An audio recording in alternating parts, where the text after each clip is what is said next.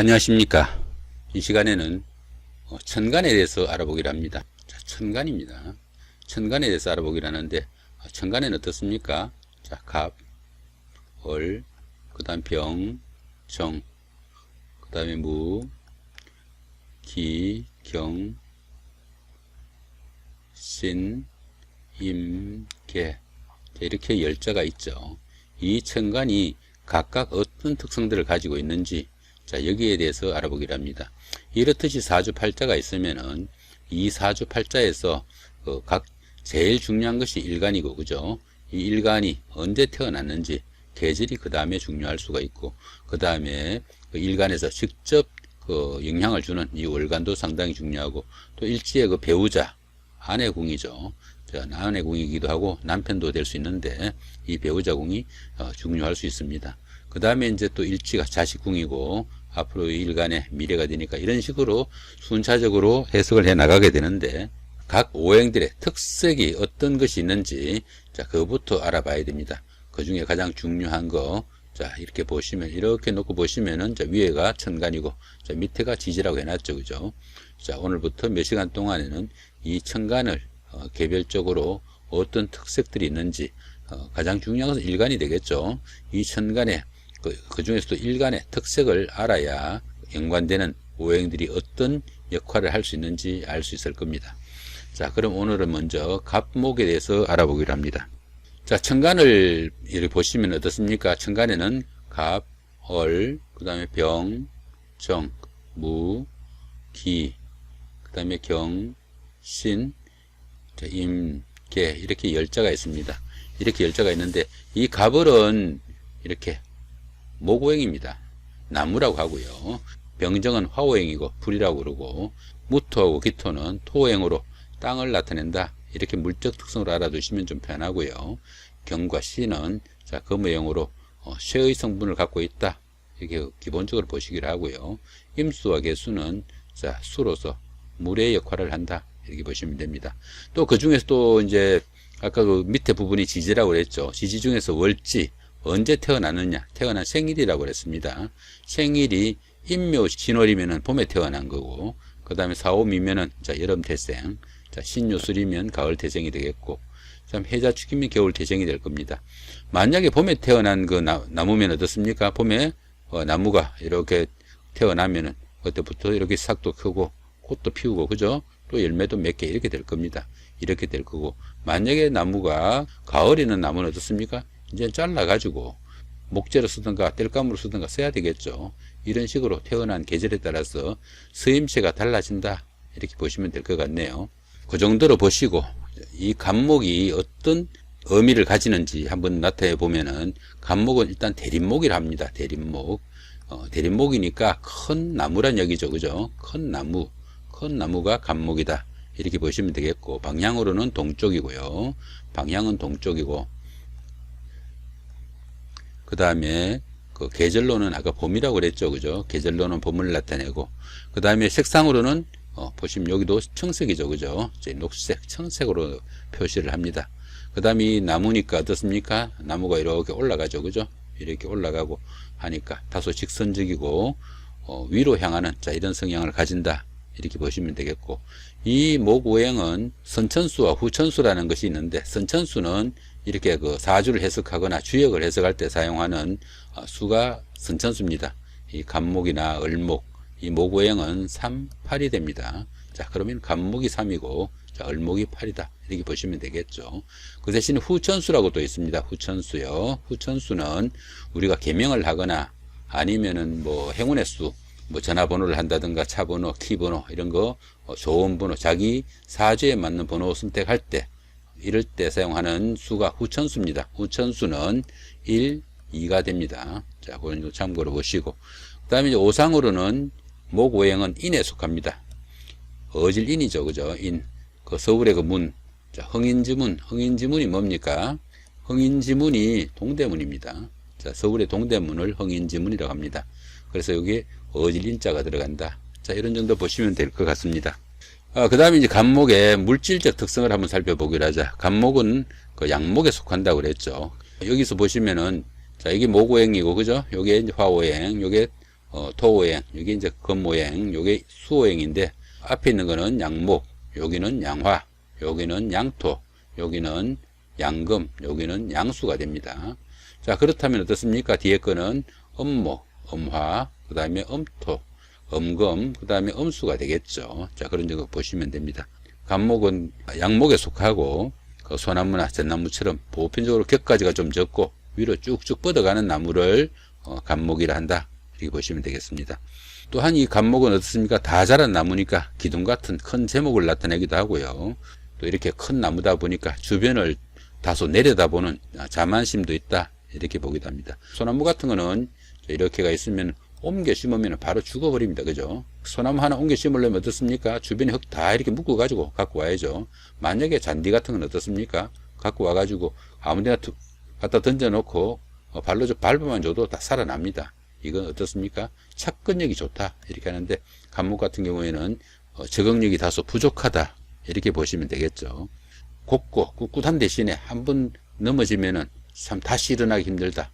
다시 그 말이 뭡니까? 사업 같은 거 한번 실패하거나 조금 어려운 난관에 부딪히면은 재기하기가 힘들 수 있으니까 간목 같은 경우에는 상당히 좀 주의해서 일들을 좀 처리해야 되지 않을까 싶기도 합니다.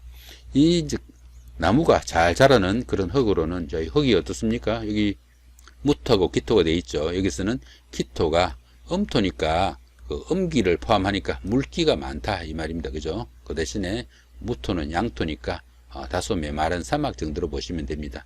나무가 잘 자라는 땅은 이 기토하고 그 다음에 진토가 잘 자라는 땅이다. 이렇게 보시면 되겠습니다. 자, 다음으로는 이제 뭡니까? 간목의 성격을 한번 알아보죠.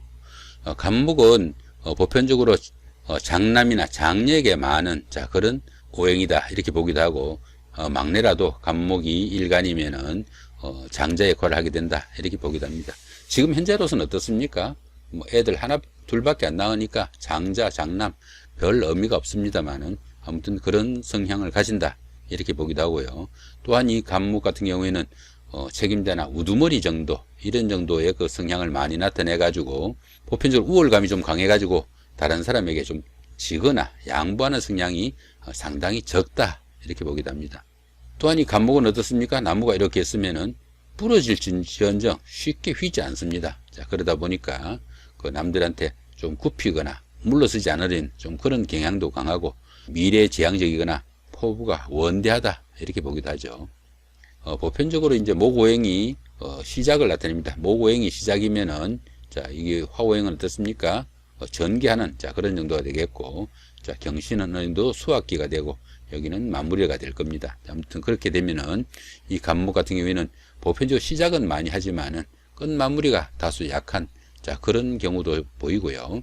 이렇게 그 자기가 우두머리나 아니면은 리더 입장에서 보다 보니까 세세한 일은 좀 싫어하고 또 무모하게 또 일을 벌리는 것도 많이 생기니까 주변에서 간목은 좀 챙겨주는 보살핌이 있어야 되는 그런 경우가 될 수도 있겠네요. 또한 그 간목의 그 역할을 이렇게 이제 보시면은 간목은 보편적으로 춘목과 추목으로 나눕니다. 춘목은 봄의 나무죠. 봄의 나무는 어땠습니까? 자, 꽃을 피우고 열매를 맺어야 자기 역할을 다한다 이렇게 볼 수 있습니다. 가을 나무는 잘라 가지고 다른데 유용하게 사용해야 된다 이 말입니다. 그죠?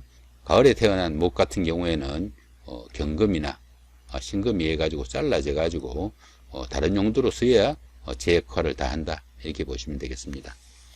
자, 그 다음에 간목의 긍정적인 심리를 한번 살펴보기로 하죠.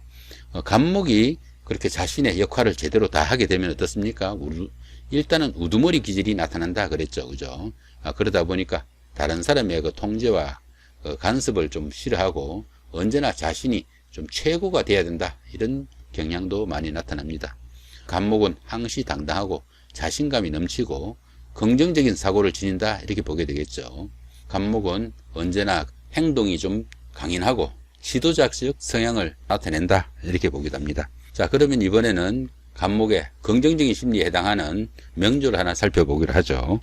자, 그러면은 여기서 간목이 긍정적인 심리를 나타내는 경우를 살펴보기로 합니다. 여기 보시면은 간목이 이렇게 존재하는데 물이 공급이 되고 또 적당한 흙에 뿌리를 내리고 이렇게 꽃을 피우면은 간목은 항상 당당하고 긍정적인 그런 심리를 나타낸다 이렇게 볼 수 있겠네요. 여기서 개수가 이렇게 물을 공급하는 이 경우는 성장기에 학문이나 기술을 배우고 익히는 그런 과정으로 보시면 됩니다. 그 다음에 자신의 힘을 이용해서 식신이니까 어느정도 자기 직업이나 하는 일을 열심히 해가지고 뿌리를 내리는 경우니까 재물을 축축하는 이런 경우가 되니까 그러다 보니까 간목은 어떻습니까? 다소간에 다른 사람의 간섭이나 통제를 꺼리게 되고 리드가 되어야 되는 그런 기질도 나타나지만은 항시 당당하고 자신감이 넘치고 긍정적인 사고를 지닌다 이렇게 보시면 되겠네요. 이 재성은 간목에게는 나중에 이제 또 말씀을 드리게 되겠습니다만은 아내가 되기도 합니다. 그러니까 열심히 일해가지고 아내를 위해서 어느 정도 재물을 축적할 수 있는 그런 명조가 된다 이렇게 보시면 되겠죠. 그 다음에 이번에는 간목의 부정적인 심리를 알아보기로 합니다. 간목의 부정적인 심리죠. 간목이 제 역할을 제대로 하지 못하면은 아까처럼 적당하게 수분도 공급되고 또 자신의 역할을 충실히 할 때는 긍정적인 사고가 나타나지만 그렇지 못할 때 간목으로서 역할을 다 하지 못할 때는 부정적인 그런 기질이 나타난다 이렇게 보시면 되겠죠. 자신이 제대로 하지 못한 이런 것을 가지고 남의 탓을 하거나 시기 질투심도 생기고 매사 반항적인 그런 기질도 생긴다 이렇게 볼 수 있겠죠. 간목의 상징인 자신감을 상실하면 어떻습니까? 조급하고 폭력적이고 또 변덕스러운 그런 면모도 나타날 수 있다 이렇게 보기도 합니다. 간목의 당당함이 사라지니까 겁도 많아지고 들어는 게을러지거나 융통성이 좀 부족해질 수도 있고요. 무모한 고집으로 일을 추진하는 그런 관계로 자기 뜻대로 이렇게 어느 정도 추진하려는 이런 경향이 강하다 보니까 주변의 질투나 공격의 대상이 되기도 한다 이렇게 보시면 되겠죠. 또한 이렇게 간목이 본인의 역할을 다 하지 못하다 보니까 시작은 많이 해도 결과가 제대로 좋지 못하고 또 끝마무리가 약하니까 이 일을 한다 해도 결과물이 신통치 않다 이렇게 보시면 되겠네요. 간목이 아까 소나무나 잣나무 이렇게 큰 나무라고 그랬죠. 큰 나무다 보니까 자기 뜻대로 일을 제대로 추진하지 못해가지고 넘어지면은 나무 같으면 죽습니다. 그죠?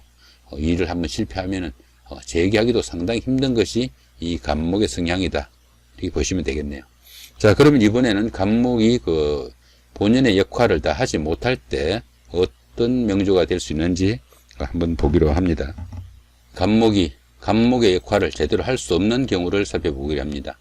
지금 현재 같은 경우에는 어떻습니까? 경신월이죠. 그죠? 신월에 태어난 간목인데, 일주가 갑인으로 이런 경우를 천간과 지지가 전부 다 파랗게 목이죠. 그죠? 천간과 지지가 이렇게 같은 기운으로 되어 있을 때, 예를 들어, 간여지동이라고 그럽니다. 간여지동인 경우에는 상당히 고집, 아니면 자존심, 이런 것들이 강해가지고 융통성이나 배려심이 상당히 부족하고 주관성이나 이런 부분은 상당히 강하다 이렇게 보기도 합니다. 또 여기 보시면 이제 월주는 어떻습니까? 신월이죠. 그죠? 신월이면은 가을에 나무는 꽃을 피우면 안 된다 그랬죠. 그죠? 근데 보시면은 목생화로 이렇게 꽃을 피우니까 일간과 월간 어떻습니까? 이게 갑경충입니다. 갑경충이 되고 일지는 또 인신충이 되죠. 이렇게 천간과 지지가 그걸 받게 되고 금과 목이 이렇게 대치하는 상황이 되죠. 금과 목이 대치하면 어떻습니까? 나무가 이렇게 있는데 쇠가 강하게 부딪히면 나무가 쓰러지기 마련이죠. 그죠? 이러니까 갈등과 정신적이나 아니면 현실적으로도 갈등과 트러블이 상당히 심한 명조가 된다 이렇게 보시면 되겠죠. 간목의 본연의 당당하거나 지도자적 기질은 사라지고 오히려 좀 비겁하거나 비굴하거나 남 탓을 하거나 이런 명조로 바뀐다 이렇게 보시면 됩니다. 신월에 간목은 꽃을 피우면은 오히려 불리한 상황이 올 수 있다 이렇게 보시면 되겠죠. 이렇게 오늘은 간목 일간의 성향에 대해서 알아봤습니다. 간목 일간의 긍정적인 심리, 부정적인 심리 이런 것들을 알아봤고 그 다음에 어떤 사례가 있는지 간단하게 살펴보는 그런 시간을 가졌습니다.